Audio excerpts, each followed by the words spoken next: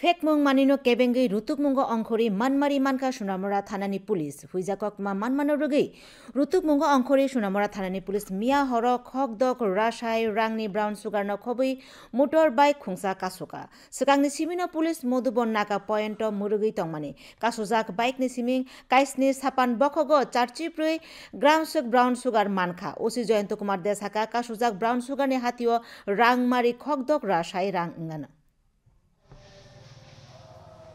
যে suspected bike ওটা দেখা যায় আসছিল তো পুলিশ তখন সিগন্যাল দেওয়ার চেষ্টা করলে